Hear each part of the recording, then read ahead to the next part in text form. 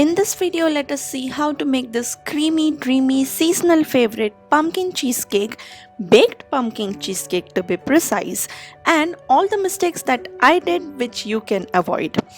Have also shared a cool idea to make your Halloween special using this same recipe. So do keep watching till the end.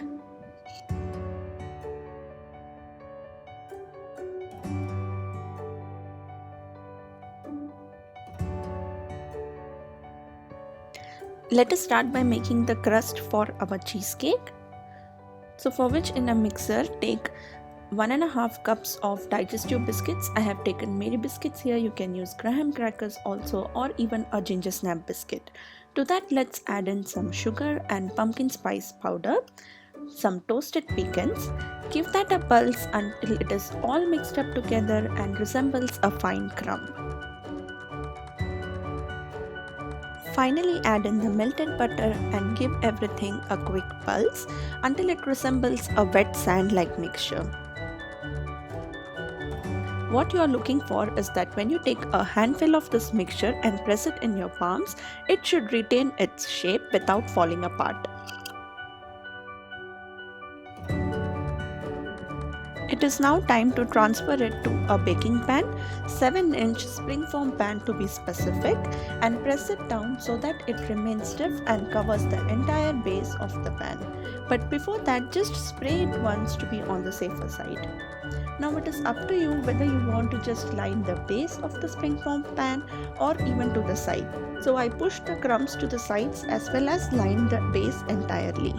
Totally your choice. All you have to do next is simply let it sit in the fridge for a minimum of 15 minutes or until you prepare your cheesecake batter. Onto a bowl, add in your homemade pumpkin puree. If you are using the canned version, make sure that it is pure pumpkin puree and not pumpkin pie filling. To that, add in the sugar, cornstarch, pumpkin spice powder, and give everything a quick mix. Make sure that it is a lump-free batter.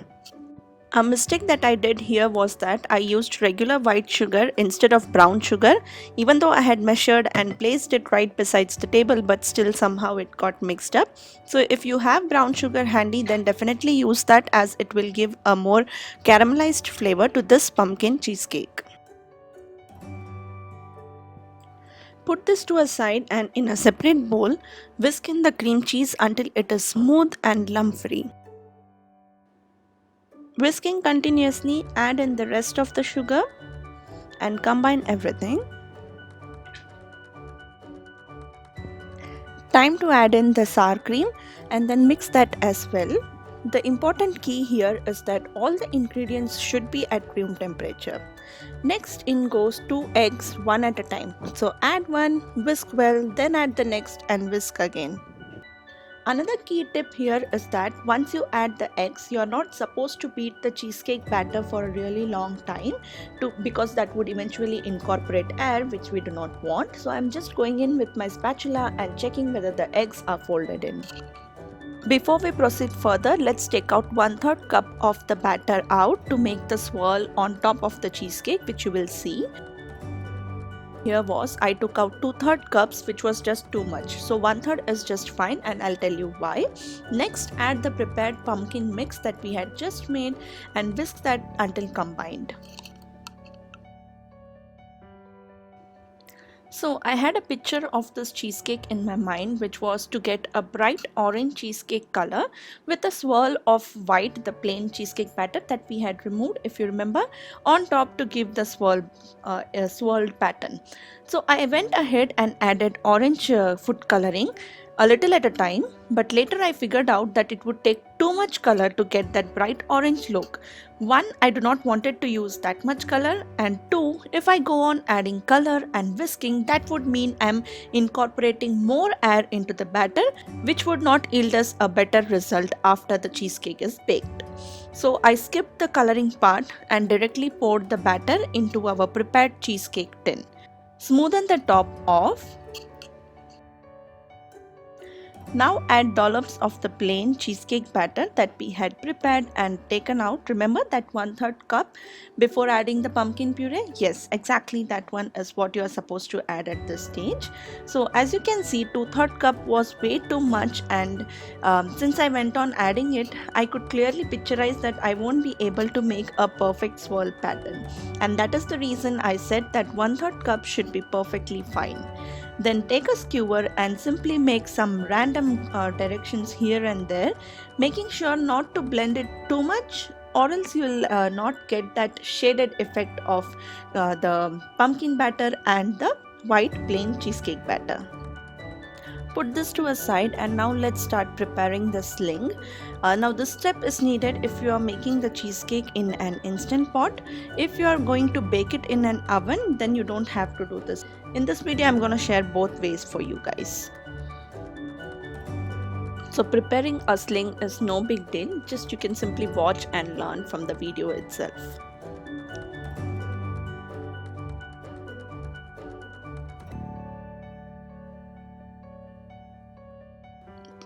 Before placing the pan in the instant pot to bake or cook, add 2 cups of water to the base using the cup that came along with your pot. Place the trivet, and then on top goes the cheesecake pan. Close the lid valve to sealing position. Set the timer using the manual or pressure cook mode to 35 minutes, and once the timer goes off, allow it to depressurize naturally before opening the lid. Let the pot depressurize naturally and then take off your cheesecake pan. Allow it to come to room temperature before letting it sit in the refrigerator for around 4 hours to set completely. Now you might observe some condensation on top, so simply dab a tissue towel, paper towel on top, and just remove the excess moisture and then put it in the fridge once it has cooled down to room temperature. To bake this in an oven, take a baking tray and place your cheesecake pan onto it. Add in hot boiling water to it so that half of the tin is covered. So that means the water is lining to the half of the tin, and then bake this in a preheated oven of 180 degrees Celsius for around 65 to 80 minutes until it is set around the edges and still have a light jiggle in the center. Visit my blog spicesandflavors.com for additional tips on how to make a crack-free cheesecake in an oven. Once you are done with chilling, it's now time to demold the cheesecake. Run a knife around the edges to loosen the cheesecake from the springform pan, and then slowly and gently just remove it off using the help of a glass, as you can see in the video.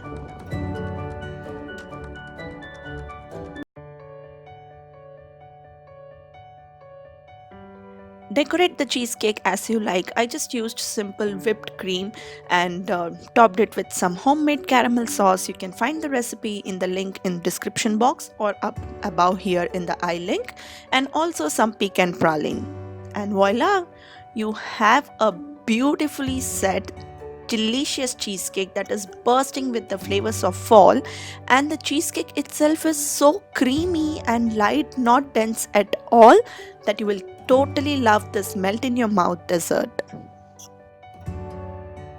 Nana, don't leave yet. I have some totally cool idea to take this recipe to the next level, that is by making a Halloween themed cheesecake jars. The recipe remains simple, the time will vary. I have given all the details in the description box below. And then to prepare the Halloween spiderweb jars, all you will need is some marshmallows. Microwave it for 10 seconds and then quickly running your fingers between them, just stretch it so that you get this beautiful effect of a spider web, and then place it directly on top of your cheesecake jar. The key thing here is that you have to be quick here, because once the marshmallow hardens, it becomes difficult to do this step. In that case, you can pop it in the microwave for another 10 seconds and repeat the process. Simply place a spider on top and voila, you have an amazing spiderweb cheesecake jar ready. To make the monster cheesecake jar, it's simple. Just cut out some triangles and zigzag pattern on a black color chart paper and stick it onto the outside of your jar. That's it. Really simple and cool idea to make your Halloween amazing. I hope you guys loved this video, and if you did, then definitely hit that like button, comment below and let me know what you guys think about these cute little Halloween jars that are not too spooky yet perfect for the theme. I'll see you in my next one. Until then, this is Sushma signing off. Take care. Bye bye.